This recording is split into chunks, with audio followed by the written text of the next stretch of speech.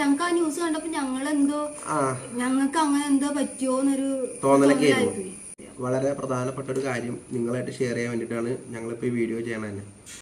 കഴിഞ്ഞൊരു 2-3 ദിവസം മുമ്പ് ഒരു കുട്ടി അമ്പലപ്പുഴയിൽ ഇതുപോലെ ട്രാക്കിലേക്ക് കയറി കുട്ടി ട്രെയിൻ ഇടിച്ച് മരിച്ചു. നിങ്ങളെല്ലാവരും അറിഞ്ഞൊരു വാർത്തയായിരിക്കും അത്. ഇങ്ങനെ ഒരു വീഡിയോ അതിനെക്കുറിച്ച് ഞങ്ങൾ ചെയ്യാൻ കാരണം ഈ ഒരു സാഹചര്യമായിട്ട് ബന്ധപ്പെട്ടാണ് ഞങ്ങളും. അതായത് നമ്മുടെ വീടിൻ്റെ ഫ്രണ്ടിലും ട്രാക്കുണ്ട്, അതേപോലെ നമുക്കും അതേപോലെ ഒരു കുട്ടിയുണ്ട്. ഇപ്പം മറ്റാർക്കും സ്ട്രൈക്ക് ആവണേക്കാളും കൂടുതൽ നമുക്ക് ഉണ്ട്. ഇതിൽ ഞങ്ങൾ ആരെയും കുറ്റം പറയാൻ വേണ്ടിയിട്ടോ ആരെയും പഴി ചേരാൻ വേണ്ടിയിട്ടൊന്നും അല്ല ഞങ്ങൾ ഇതിപ്പോൾ ഇങ്ങനെ ഒരു വീഡിയോ ചെയ്യണത്.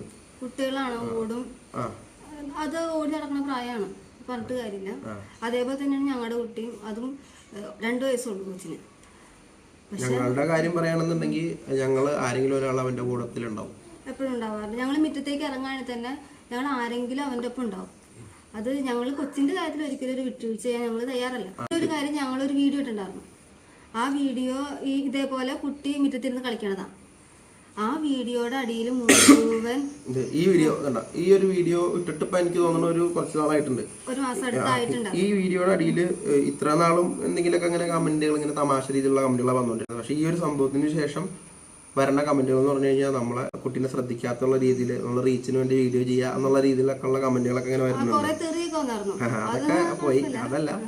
അപ്പൊ ഇത് നിങ്ങളുടെ അടുത്ത് നമ്മൾ പറയണമെന്ന് നമുക്ക് തോന്നി, അതുകൊണ്ടാണ് ഇങ്ങനെ ഒരു വീഡിയോ ചെയ്യാൻ തന്നെ കാരണം.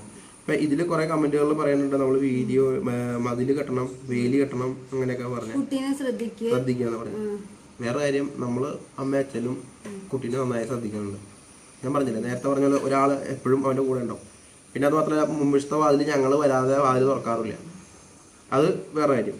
പിന്നെ ഈ മതിൽ കെട്ടുക എന്ന് പറഞ്ഞ കാര്യം അത് ഒട്ടും പ്രായോഗികമല്ല. അത് റെയിൽവേയുടെ സ്ഥലം എന്ന് പറഞ്ഞു കഴിഞ്ഞാൽ നമ്മുടെ വീട്ടിൻ്റെ മുൻവശത്തുനിന്ന്, അതായത് ട്രാക്കിൽ നിന്ന് ഒരു 3 മീറ്ററോളം റെയിൽവേയുടെ സ്ഥലമാണ്.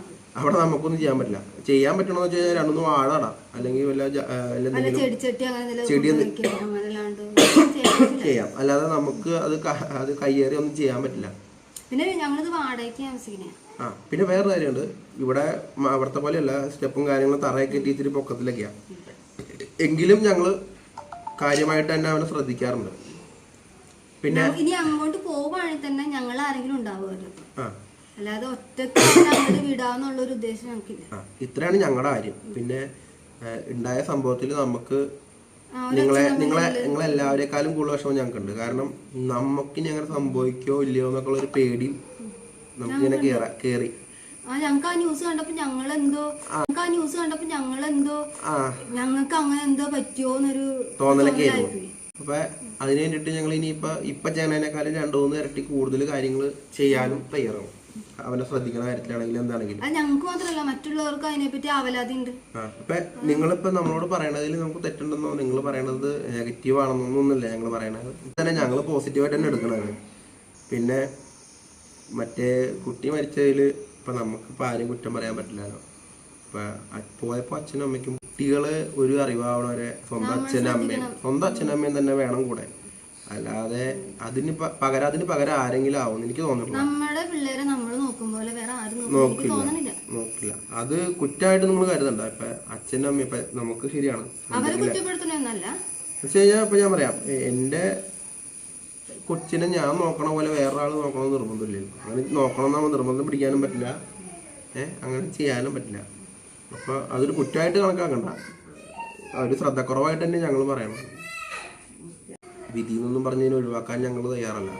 നമുക്ക് ചെയ്യാവുന്നതിൻ്റെ പരമാവധി നമ്മൾ ചെയ്യും. കുറേ കാര്യങ്ങൾ പറയാൻ വേണ്ടി തന്നെയാണ് ഈ വീഡിയോ ആയിട്ട് വന്നത്. അപ്പോൾ എല്ലാവർക്കും മനസ്സിലായെന്ന് വിചാരിക്കണം. അപ്പോൾ അടുത്തൊരു വീഡിയോ ആയിട്ട് വരുന്നവരായിരിക്കും.